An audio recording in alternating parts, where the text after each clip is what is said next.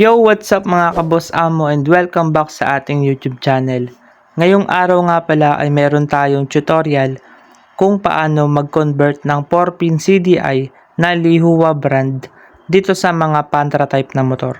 Pwede nyo po siyang i-apply kahit sa mga anong klase ng motor basta naka primary type pa yung kanyang stator. So ipapakita ko sa inyo mga kaboss amo ng malinis at malinaw na wiring para sa mga gustong matuto. So, pakita ko muna sa inyo mga kaboss amo na hard starting ang isang motor na ginagawa po natin ngayon.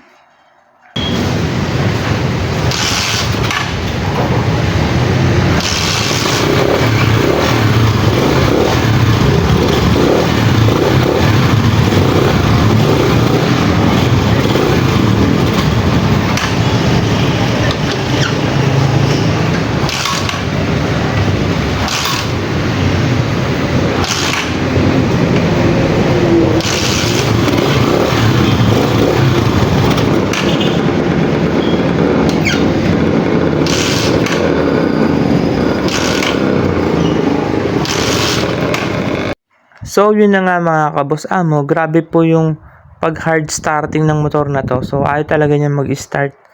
So kapag ganito mga kaboss amo, ang pwedeng maging problema nito yung kanyang primary coil. Baka kasi sobrang sunog na. So mamaya i-check po natin yan. Ipapakita ko po sa inyo kung paano i-tester yung kanyang primary coil. Bago pala yun mga kaboss amo, papakita ko muna sa inyo kung paano mag-test ng kuryente ng motor. So, i-check muna natin yung kuryente niya, kung gaano siya kalakas. So, gagawin lang natin, kunin lang natin yung ignition coil, yung dulo ng ignition coil natin. Aalisin nyo lang yung spark plug cap. Then, ididikit nyo lang siya dito sa spark plug. Tignan natin kung gaano kalakas yung lalabas na kuryente.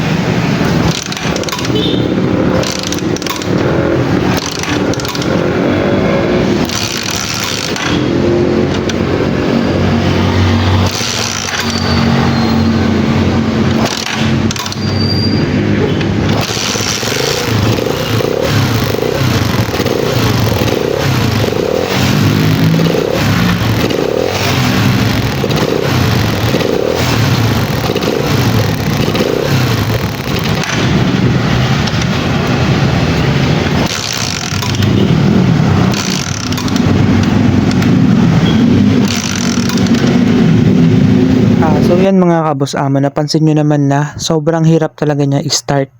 So magi-start naman siya pero namamatay rin agad siya dahil nawawala yung kuryente. So ngayon bago tayo mag-convert ng 4-pin CDI, kailangan natin munang i-test yung kanyang primary coil kung ano ba yung condition. Kasi kaya naman tayo nagko-convert ng CDI dahil busted na yung kanyang primary coil. So primary coil mga kaboss amo, siya po yung nagsusupply ng kuryente sa ating CDI. Kaya napaka-importante po na marunong po tayo mag-check ng primary coil ng mga ganitong klaseng mga motor. So inalis ko lang po yung socket dito sa stator mga kaboss amo dahil kailangan po nating i-test yung dalawang wire dito. Una yung kanyang pulser, pangalawa naman yung kanyang primary coil. So yung pulser, yung color blue-white, yung primary coil naman, color red-black. So ito po yung ating multimeter. Isiset lang po natin siya sa 2K ohms. So dyan po tayo mag-test. So yung resistance po kasi yung hinahanap po natin dito mga kaboss amo. Yan. So, ganito lang ka-basic yung gagawin natin. Eto, unahin natin tong blue-white, yung pulser. So, ilalagay po natin dyan yung red na ating test probe. Tapos, yung black naman, ilalagay naman natin siya doon sa green na may white. So ito po yung ground ng pulser natin. Yan, tapos malalaman na po natin yung kondisyon ng ating pulser. Dapat 100 pataas lang yung kanyang reading. So, hindi po pwedeng bumaba sa 100. So, yan mga kaboss amo, meron tayong 156. So, ibig sabihin, good condition pa yung ating pulser. Kaya hindi po natin pagdidiskitahan yung pulser. Yan. Pero minsan mga kaboss amo, kapag sobrang baba na ng reading niyan, for example 110, pinapalitan ko na rin agad yung pulser para sigurado. Pangalawa naman yung ating primary coil. So yung red nilagay ko dun sa red block, tapos yung black naman ilalagay natin dito sa ground. Pwedeng sa ground ng battery, pwede rin naman sa body ground ng motor. Yan, so bahala na kayo dyan mga kaboss amo, basta sa ground nyo siya ilalagay para malaman nyo yung reading ng inyong primary coil. So meron tayong ayan 312. So yan mga kaboss amo, napakababa na po nyan. So dapat pala ang reading ng ating primary coil ay 300 pataas. Yan, 300 hanggang 400. So pero nakakuha tayo ng 312. So pasok pa naman siya sa hinahanap natin na kanyang reading, kanyang resistance, pero kasi kapag sobrang baba na ganito, 312, so may tendency na may mga sunog na rin yung kanyang primary coil. Yan, kaya minsan pag nag-iinit yung makina niya, namamatay-matay na yung kanyang motor at hirap na siyang start. Kaya ano pa ginagawa natin mga kaboss amo? Syempre install na natin tong pangmalakasan natin na 4-pin CDI. Meron po to dyan sa description box para sa mga gustong umorder. Subok na to mga kaboss amo. Lahat ng motor ng microbike, ganito yung ginagawa ko para makondisyon ko. So ito siya yung mga kaboss amo. So malaki po yung CDI na to. At napakamura lang nito mga kaboss amo. Kaya hindi kayo dito matatalo. Isa pa, madali na siyang hanapan ng CDI kapag kung sakaling masiraan kayo. Tapos malakas po yung kuryente na nilalabas. At subok ko na talaga to mga kaboss amo. Hindi kayo dito mapapahiya. So ganito lang kasimple yung kanyang wiring connection. Itong nasa baba, sa bandang kaliwa na to. Yan, ito yung ground ng CDI natin. Kukonek nyo yan sa ground negative. Yung nasa taas naman ng ground, ito sa bandang kaliwa, dito sa may taas. Ito naman yung kanyang pulser. Okay? Sa may blue-white, dun siya i-connect. Tapos, dito naman, sa bandang kanan, yan yung tinuturo ko na yan. Ito naman yung para sa ignition coil. Okay? Ito naman nasa baba ng ignition coil, dito sa baba, sa bandang kanan. Ito naman yung para sa accessories wire. Kasi ito mga kaboss amo, 12 volts DC supply. So, kailangan ng ating CDI ng ACC or accessories wire. So, kailangan pa rin niya ng positive connection mga kaboss amo. So, hindi nyo siya pwedeng i-direct sa pinaka-battery, sa positive. Kasi aandar yan kahit di ka nakasusi. Kaya dapat sa accessories wire lang. Yan. Papakita ko sa inyo mga kaboss amo kung paano siya i-connect. So, syempre, ito yung stock CDI. So, wala namang problema dito sa stock CDI. Okay naman to mga kaboss amo. Ang nagkaroon kasi ng problema sa atin ay yung stator. So, yan, ginawa ko. Kinat ko na siya mga kaboss amo kasi wala naman na siyang warranty. Pero pag may warranty, iwasan po natin na mag-cut ng mga wire. So, basic lang. Unahin natin itong nasa bandang kaliwa sa may taas. So, sabi ko kanina para sa pulser yon. Hanapin nyo lang dito sa pinagputulan nyo yung blue-white. Kadalasan naman na kulay ng pulser ay blue-white kapag mga pantra. Pero pag hindi nyo nakita yung blue-white, i-search nyo muna. So, itong ginawa natin mga kaboss amo, pinagsama ko yung black and white tsaka yung blue white, tapos connect natin dito sa pulser ng ating CDI.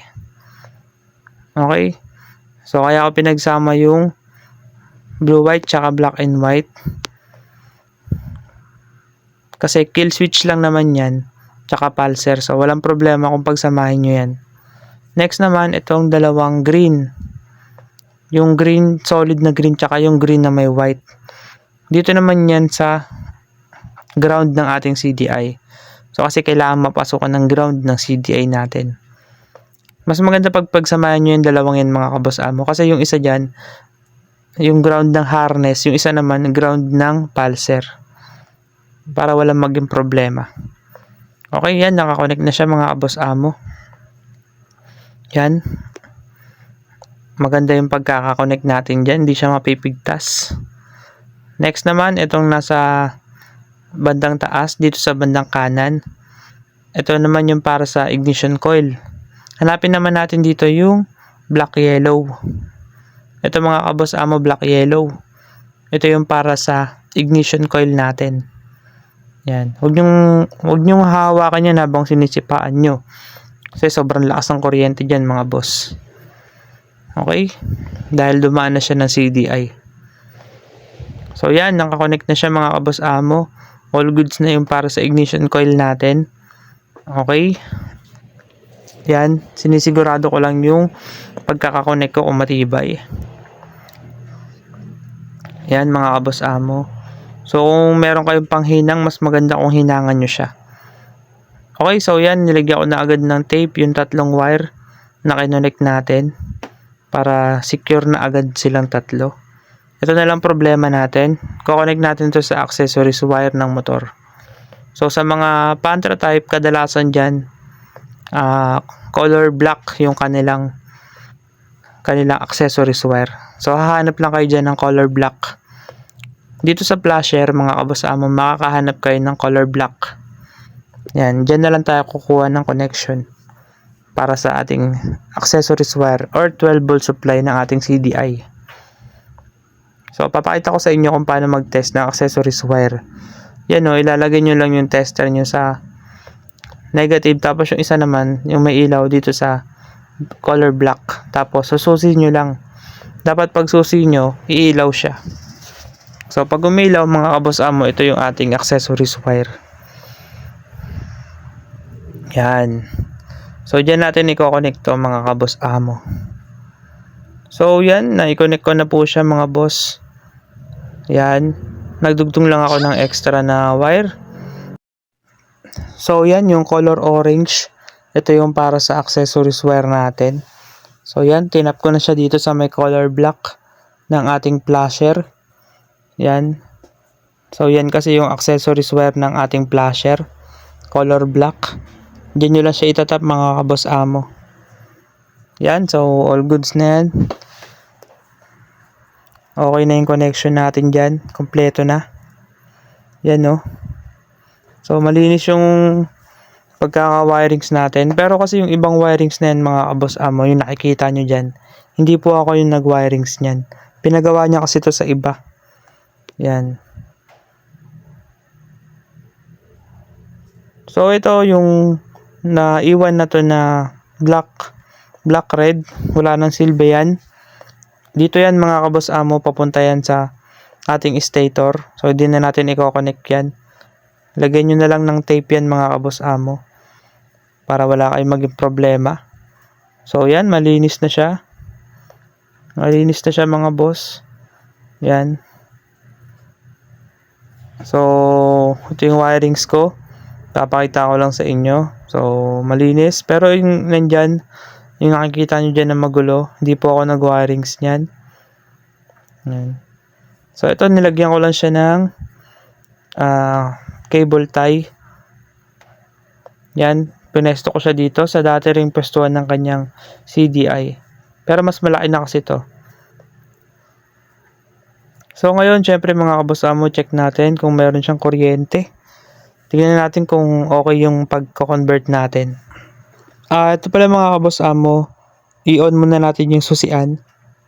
So yan, may ilaw na yung neutral natin. So ibig sabihin, nakasusi na yan. So ngayon, pwede na natin i-check yung kuryente.